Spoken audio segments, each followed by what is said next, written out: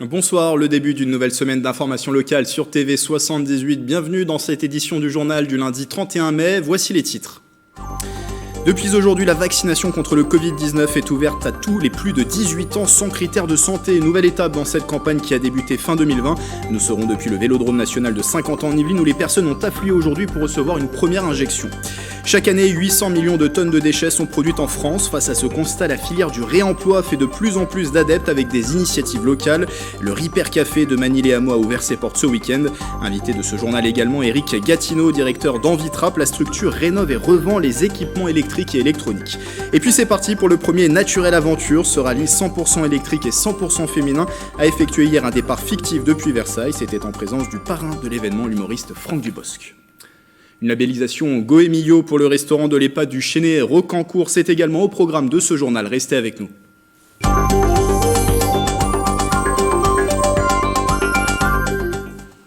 Une injection possible dès 18 ans et ce, sans critères de santé. La campagne de vaccination contre le Covid-19 s'élargit à partir d'aujourd'hui. Et l'objectif pour le gouvernement, atteindre les 30 millions de primo-vaccinés à la mi-juin. Au Vélodrome national de Saint-Quentin en Yvelines, les premiers rendez-vous ont afflué. Aujourd'hui, on retrouve sur place Astrid Bergère. Oui Grégory, 3000 personnes ont été vaccinées aujourd'hui ici au Vélodrome de Saint-Quentin en Yvelines. Ce 31 mai, c'était une date attendue. À partir d'aujourd'hui, toutes les personnes âgées d'au moins 18 ans, sans critères d'état de santé, peuvent se faire vacciner. Plus besoin d'attendre le soir pour trouver un créneau pour le lendemain. 3000 injections aujourd'hui, mais aussi demain et les autres jours de la semaine, le rythme sera le même. Et d'ailleurs, au moment où je vous parle, des créneaux sont encore disponibles pour les prochains jours ici au Vélodrome. Il suffit de prendre rendez-vous grâce à l'application Doctolib. Pour rappel, le gouvernement souhaite atteindre la barre des 30 millions de primo-vaccinés d'ici mi-juin. Ce jour marque donc une nouvelle étape dans cette campagne de vaccination. La prochaine étape, prévue courant juin, sera la vaccination des 16-17 ans. Astrid Bergère depuis le Vélodrome national avec Bérangère Bourgoin pour les moyens techniques. En plus du Vélodrome national de Saint-Quentin en Yvelines, un deuxième vaccinodrome va ouvrir ses portes dans le département. Il sera installé dans le hall 5 du parc des expositions de Mantes-la-Jolie, situé sur l'île Aumône. Le site de 1000 m² sera géré par la communauté urbaine Grand Paris Seine-et-Oise avec le partenariat de l'association Odyssée et l'agence régionale de santé. 6000 injections seront réalisées à partir de demain et ce par semaine sur place avec l'objectif d'atteindre une cadence de 8000 injections par semaine à terme. Le centre sera ouvert du lundi au samedi de 9h à 18h et sera accessible uniquement sur rendez-vous. Ils sont à prendre via le site doctolib.fr. Une campagne de vaccination qui se poursuit, des indicateurs de l'épidémie qui baissent dans le même temps dans les Yvelines. Regardez ces chiffres collectés sur une semaine, large recul du taux d'incidence, nombre de nouveaux contaminés pour 100 000 habitants. Il s'établit désormais à 113,9, moins 57,4 en une semaine. Du côté des données hospitalières, la tension continue de se desserrer en réanimation. 331 patients étaient toujours hospitalisés hier dans les Yvelines, soit 90 en moins par rapport à il y a une semaine. Et depuis le début de la crise sanitaire, 1805 personnes sont mortes du Covid-19 dans les hôpitaux du département. Et dans l'actualité également, le dernier conseil communautaire de l'agglomération de Saint-Quentin en Yvelines. Jeudi dernier, les élus ont voté une convention avec l'État pour la réalisation d'une étude complémentaire pour le réaménagement du carrefour de la Malmedonne. Ce projet urbain à l'intersection de Coignères, La Verrière et Maurepas doit voir le jour à l'horizon 2026. Mais la question du financement reste. Le point avec Nicolas Dandry. Permettre aux automobilistes de relier les villes de Coignères, Maurepas à La Verrière grâce à un pont au-dessus de la Nationale 10, c'est l'un des objectifs du réaménagement du carrefour de la Malmedonne. D'après une étude, la Nationale 10 supporte un trafic de l'ordre de 52 000 véhicules par jour dans cette zone. Ce projet est nécessaire pour fluidifier la circulation, mais une question persiste sur le financement de l'opération, estimé à 25 millions d'euros. On a le financement de l'agglo, bien entendu, on a le financement du département, on a le financement de l'État, mais tout cela ne fait pas 25 millions. Et le projet, il est à 25 millions, ça fait une vingtaine de millions. Quid du financement régional? Que va faire la région? Cette question a été abordée lors du conseil d'agglomération du jeudi 27 mai, mais le président Jean-Michel Fourgousse se veut rassurant. C'est en discussion, comme on dit, favorable. Notons que malgré cette période extrêmement controversée, de cette crise sanitaire, pour l'instant, on n'a pas d'abandon des engagements de nos partenaires. Une enquête publique devrait être lancée début 2022. Les travaux du réaménagement du carrefour de la Malmedonne devraient commencer en 2024. pour une livraison prévue à l'horizon 2026.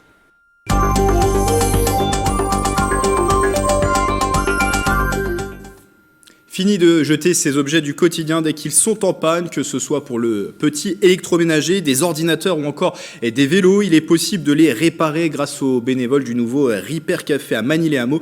Il a ouvert ses portes samedi dernier dans la commune. Le reportage d'Astrid Bergère et de Mélanie Poquet.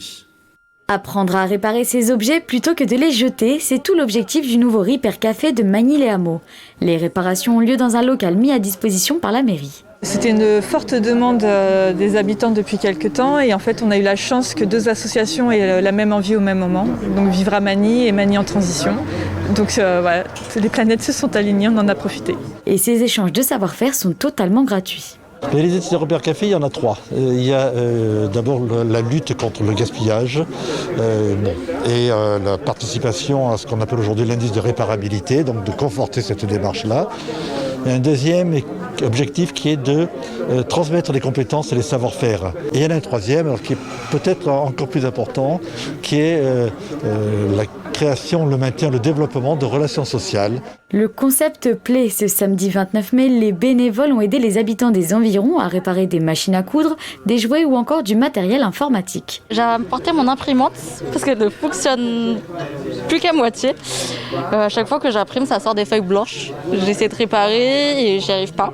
Donc je tente ma chance ici. Parce que j'aimais bien le côté de bénévolat ici. Je trouve ça génial comme principe que des gens nous aident à réparer nos objets pour éviter qu'on jette ça alors que c'est encore fonctionnel, quoi. Le Repair Café devrait ouvrir un samedi par mois. Les associations cherchent toujours des outils fonctionnels et des bénévoles. En France, 800 millions de tonnes de déchets sont produits par an, parmi lesquels des vêtements, des meubles, mais aussi des appareils électroménagers qui pourraient faire l'objet d'une seconde vie. On continue la discussion avec Éric Gatineau qui est avec nous par visioconférence. Bonsoir. Bonsoir. Vous êtes le directeur d'Envitrap. Alors le réseau Envie, c'est une 50aine d'entreprises en France dans l'insertion sur le territoire et qui est spécialisée dans le recyclage et la réparation d'équipements électriques et électroniques. Selon l'ADEME, l'Agence de l'environnement et de la maîtrise de l'énergie, 85% des Français ont envisagé l'éventualité de faire réparer leur appareil avant d'en changer. Finalement, seuls 36% le font, le reste remplace ces appareils. Le projet d'Envie, au-delà de l'insertion dont on va parler dans un instant, est-ce que finalement c'est aussi d'insuffler, d'encourager de nouvelles manières de consommer? Oui, tout à fait. Le projet d'Envie, c'est de contribuer à faire évoluer et à faire changer des modes de consommation dans le sens d'une consommation plus raisonnée, plus responsable, et en particulier d'éviter le gaspillage et de prolonger la durée de vie et la durée d'usage des appareils électroménagers. Donc ça fait complètement partie de notre travail, en dehors de notre métier de réparateur professionnel, on va dire. On a une activité de sensibilisation du grand public sur ces thématiques.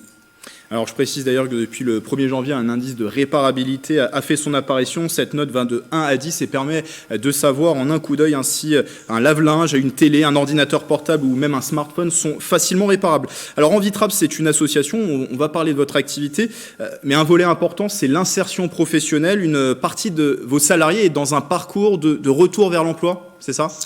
Oui, c'est plus de la moitié de nos salariés. Aujourd'hui, on est un peu plus de 40 personnes à travailler sur le site de Trapp, avec une association qui a 9 ans d'existence désormais. Et dans notre ADN, depuis l'origine, chez Envie, notre métier est de remettre au travail, de remettre le pied à l'étrier à des personnes qui étaient éloignées, en rupture avec le monde du travail, et de leur permettre d'acquérir des nouvelles compétences, de reprendre confiance, également se réinsérer dans un collectif en vue d'un retour à l'emploi durable à leur sortie de l'association. Donc c'est l'enjeu social, en plus de l'enjeu environnemental, qui est poursuivi par notre association. Combien de personnes actuellement sur le site Envie à Trappes? Au moment où je vous parle, 42 personnes. 42 personnes travaillent sur le site et plus de la moitié en insertion, même si on a beaucoup développé également les emplois dits permanents avec le recrutement de 8 CDI en moins d'1 an. Vous parliez de ces personnes en réinsertion. Le profil justement de ces personnes, il est divers? Oui, d'ailleurs, vous parlez de réinsertion qui est plutôt en général une notion rattachée à la sortie d'un parcours carcéral, ce qui est pas du tout le cas, ou très minoritairement parmi nos salariés. Les profils sont très divers, hein, donc nous on parle d'insertion, et ce sont à la fois des jeunes publics, des gens qui n'ont parfois jamais travaillé. On a aussi des anciens, hein, des gens qui ont été en quelque sorte victimes d'accidents de parcours dans leur carrière professionnelle. Toutes présentent des fragilités et des difficultés d'ordre financier, social, de santé ou autre. Et toutes ont besoin d'un coup de pouce pour retrouver le chemin de l'emploi. Donc c'est à ça que sert Envie. C'est vraiment leur permettre de retrouver ce chemin personnel et professionnel pour s'insérer dans la société. Vous avez bien fait de faire cette précision. Comment sont-elles formées justement ces personnes ? On imagine que la formation évolue, parce qu'aujourd'hui dans l'électroménager, il y a de plus en plus l'électronique, il y a aussi des appareils connectés aujourd'hui, donc les manières de réparer aussi évoluent. Vous avez tout à fait raison, c'est un enjeu majeur dans notre activité. C'est la montée en compétences, la professionnalisation, la formation professionnelle de nos salariés. C'est vrai pour nos encadrants, c'est vrai pour nos salariés en insertion. Les technologies évoluent et Envie adapte en permanence ces parcours de formation. Le réseau Envie se dote de nouvelles ressources, de formateurs très compétents dans le domaine électroménager. Aujourd'hui, le métier de technicien électroménager est un métier qui est devenu un métier en tension. Et nous jouons notre carte, si je puis dire, pour former, faire monter en compétences et proposer également des suites de parcours pour les personnes qui sont les plus aptes à exercer ce métier. Alors sur le site de Trappes, quel type d'objets sont traités ? C'est de l'électroménager, votre spécialité ? C'est de l'électroménager. Sur le site de Trappes, c'est plutôt du gros électroménager, même si on a également une activité sur du petit électroménager, mais principalement du gros électroménager. Nous réparons et nous vendons environ 3000 appareils par an. Cette année, on va sans doute plutôt approcher les 4000 appareils par an. Et c'est majoritairement ce qu'on appelle le blanc, donc des réfrigérateurs, des cuisinières, des fours, des lave-linges, des sèche-linges, des lave-vaisselle. Comment les collectez-vous justement ces appareils ? Et concrètement, une fois que vous les avez collectés, que se passe-t-il ? Que faites-vous concrètement ? Alors, nous les collectons majoritairement auprès de distributeurs, dans le cadre d'accords avec un éco-organisme qui s'appelle Écosystème. Ça représente à peu près 90% de nos approvisionnements. Donc tous les jours, nous allons collecter sur des plateformes logistiques de distributeurs entre 80 et 100 appareils.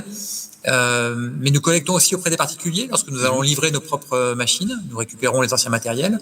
Et puis, de plus en plus de personnes viennent nous apporter leurs anciens produits, soit directement au magasin, soit dans le cadre de collectes de proximité que nous organisons en Ile-de-France. Et du coup, une fois que vous les avez récupérés, très concrètement, c'est de la réparation, du nettoyage avant de les remettre sur le circuit ? Oui, c'est du tri d'abord. C'est du tri parce qu'on collecte toutes sortes d'appareils. Donc c'est un premier tri. Après, c'est du diagnostic sur la panne. C'est de la réparation qui comprend à la fois des aspects curatifs, de réparation de panne, et préventifs pour changer des pièces qui sont soumises à une usure habituelle, donc pour rallonger la durée de vie de l'appareil. Beaucoup de nettoyage et ensuite c'est la remise en vente en magasin avec une garantie qui va de 1 an à 3 ans. Et avec des prix qui sont 40 à 60% inférieurs par rapport à des objets neufs, c'est ça ? Oui, c'est la politique depuis toujours, c'est la politique d'Envie, c'est d'être environ 2 fois moins cher que le prix du neuf, avec des produits qui sont des produits de qualité, qui sont sélectionnés aussi pour ça, et avec un vrai savoir-faire dans la réparation et le reconditionnement de ces appareils. Donc avec une gamme très large de produits qui sont vendus à des prix qui sont abordables pour tous. Et on retrouve toutes les informations sur Envie Trappes sur le site internet qui va s'afficher. Ça, il s'affiche en bas de l'écran. Merci Eric Gatineau d'avoir été avec nous. Merci à vous. Et je rappelle, vous êtes le directeur d'Envie Trappes. À Guyancourt, des bénévoles se réunissent chaque semaine pour ramasser les déchets présents dans la ville autour du groupe Guyancourt, objectif ville propre. Sur les réseaux, ils ont réussi à fédérer 200 personnes. Résultat, 28 000 litres de déchets ont d'ores et déjà été ramassés en 4 mois. Astrid Berger pour le reportage. Tout a commencé par la création d'un groupe Facebook il y a 4 mois. Guyancourt, objectif ville propre réunit 200 personnes. Ses habitants se retrouvent une fois par semaine pour ramasser les déchets présents dans la commune. On trouve un peu de tout, mais quand je vous dis tout, ça peut être de gros encombrants. On a ramassé 2 tonnes d'encombrants, c'est-à-dire des meubles, des pneus, une poubelle des années 70, donc des déchets qui sont là depuis très longtemps, ou des déchets très récents. Gants, gilets fluorescents, gel hydroalcoolique, pinces, les bénévoles ont pu s'équiper en matériel de protection grâce à des partenariats avec des commerçants de Guyancourt. 28 000 litres de déchets ont été ramassés depuis 4 mois. En fait, ce qui est désespérant, je m'attendais à des déchets, mais je ne pensais pas qu'il y avait autant de gens l'incivilité, c'est le fait de jeter ces détritus par la fenêtre, quoi. Donc des fois, il y a des fourrés et on retrouve les boîtes du McDo, on retrouve les bouteilles de Coca. Ces ramassages de déchets sont aussi l'occasion de passer du temps en famille et de se balader avec les enfants. Je viens de nettoyer pour que la ville soit propre. Ça me plaît parce qu'on peut faire des pique-niques, on peut nettoyer, la ville devient très jolie. Sylvie Tellier, qui gère le groupe Facebook, a été conviée à un groupe de travail par la mairie pour l'organisation de la journée autour de l'écologie, Clean Up Day, qui devrait avoir lieu en septembre.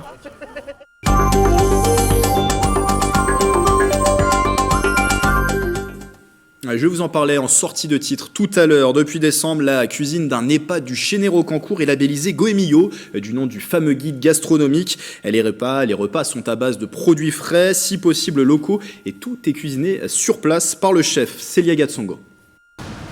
C'est bien parce que l'oignon rouge, ça apporte de la puissance, un petit peu de gras, un petit peu d'acidité. Tomates mixées et confit d'oignons rouges, un apéritif validé par le responsable du pôle audit et labellisation de Goemio.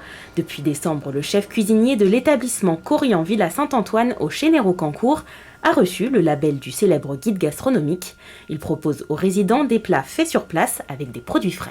Nous, nos résidents, ils sont comme au restaurant tous les jours. Il faut avoir l'oreille, l'écoute du résident.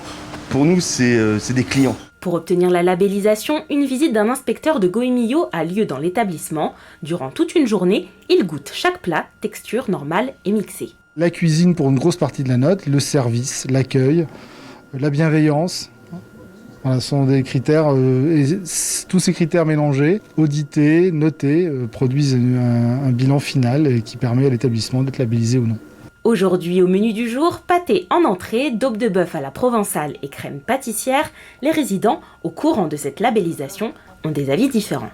C'est trop copieux, il vaudrait mieux que ce soit moins copieux et meilleur. C'est varié, c'est un bon cuisinier. Je retrouve vraiment les saveurs d'avant parce que, si vous voulez, Goemio est passé par là.